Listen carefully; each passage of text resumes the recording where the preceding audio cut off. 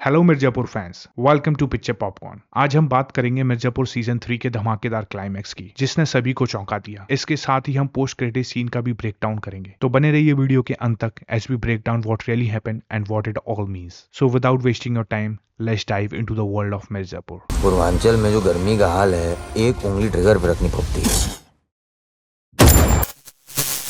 तो चलिए शुरुआत करते हैं मिर्जापुर के क्लाइमैक्स से, जिसने ना सिर्फ सभी को चौंका दिया बल्कि कुछ ऐसी थ्योरीज को भी ला खड़ा किया जो अब फैंस के बीच चर्चा का विषय बनी हुई है। जैसे कि कुछ लोगों का मानना है कि Sharad Shukla is still live, तो कुछ लोगों का मानना है कि कालीन भैया ने शरद को इसलिए मारा क्योंकि मुन्ना भैया इज स्टिल लाइव। वही कई लोगों का मानना है कि शरद शुक्ला ने सिर्फ मरने का नाटक किया है और हो सकता है कि वह अगले सीजन में गुड्डू के साथ अलायंस बनाकर कालीन भैया से बदला ले। इसके अलावा कुछ लोग मानते हैं कि Sharad Shukla is definitely dead. अब इन थ्योरीज में कितना वजन है और are they just wild fan speculations? Let's try to find out. तो सबसे पहले हम सॉल्व करेंगे the most popular theory that Sharad Shukla is still alive. चलिए सबसे पहले डिकोड करते हैं इस थ्योरी को, जिसमें फैंस का मानना है कि कालीन भैया और शरद ने मिलकर ये फेक डेथ प्लान की थी, जिससे माधुरी कालीन भैया को उनके परिवार और गुड्डू को उन्हें सौंप दे, जिससे उनका परिवार भी सेफ हो सके और वो गुड्डू को मारकर शरद को मिर्जापुर की गद्दी पे बैठा सके। अब इस बात में कितनी सच्चाई है, चलिए देखते हैं। जब कालीन भैया शरद को गोली मार देते हैं, उसके बावजूद भी शरद कोशिश करता है मिर्जापुर की गद्दी पर बैठने की, क्योंकि अब उसे पता है कि उस पे कुछ चंद ही पल बचे हैं to become the king of Mirzapur. And finally in a pan shot scene you can see Sharad is sitting on the throne of Mirzapur. He is completely still,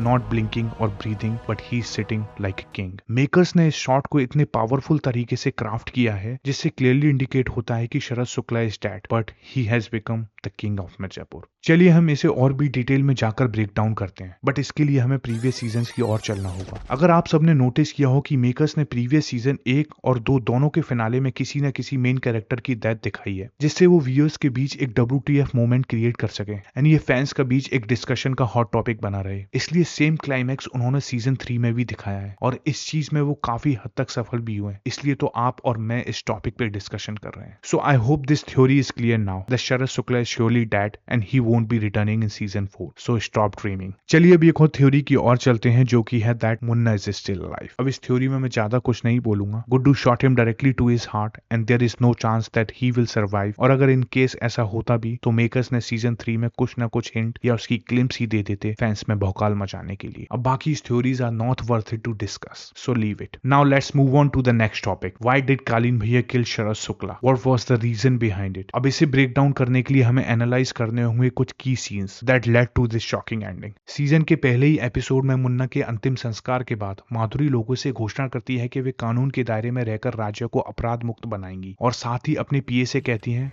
Munna की मौत की जिम्मेदार मिर्जापुर की गद्दी है और अब हमारा मकसद है उस गद्दी को खत्म करना।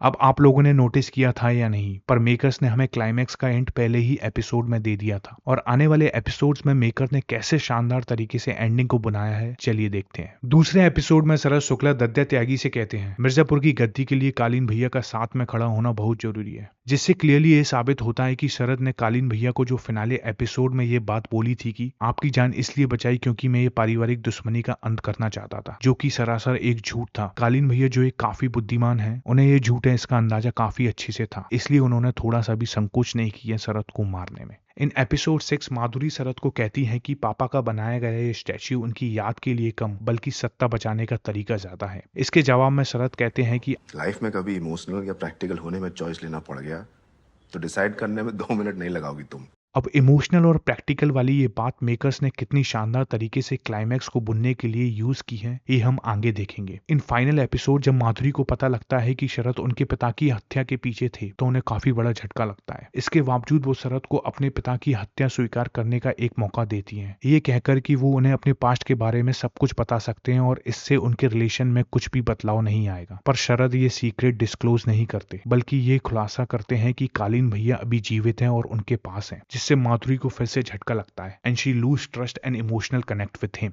अब मैं आपको मेकर्स की शानदार क्रिएटिविटी का नजारा बताता हूँ। In one of the early episode जब शरद माधुरी को गांजा देते हैं तो उन्हें वो मुन्ना की याद दिलाते हैं, क्योंकि मुन्ना और माधुरी भी अक्सर साथ में गांजा पिया करते थे, और यही रीजन शरद और माधुरी के बीच इमोशनल बॉन्ड क्रिएट कर देता है। And in the final episode जब माधुरी की मौका देने के बावजूद शरद उनके पिता की हत्या को छुपा लेते हैं, जिससे माधुरी का विश्वास शरद पर से उठ जाता है, और जब शरद माधुरी से गांजा शेयर करते हैं तो वो पीने की वजह उसे बुझा देती है and it's clearly indicate that she lose emotional bond with him and ready to take practical decision. ये सुनकर जरूर एपिसोड 6 का शरद का वो डायलॉग याद आया होगा। लाइफ में कभी इमोशनल या प्रैक्टिकल होने में चॉइस लेना पड़ गया तो डिसाइड करने में 2 मिनट नहीं लगाओगी तुम।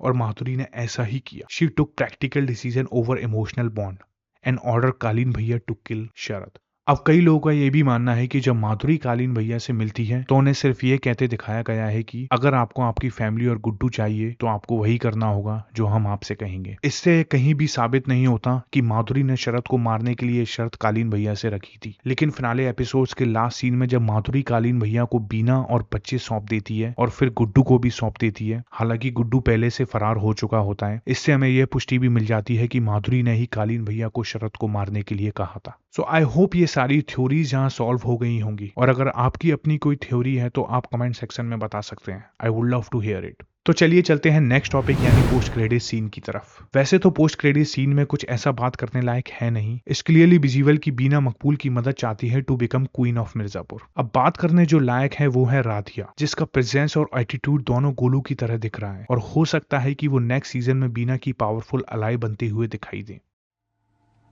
तुम गोलू से पूछे बिना उसका कपड़ा पहन ली? वो कौन सा वापस आएंगी?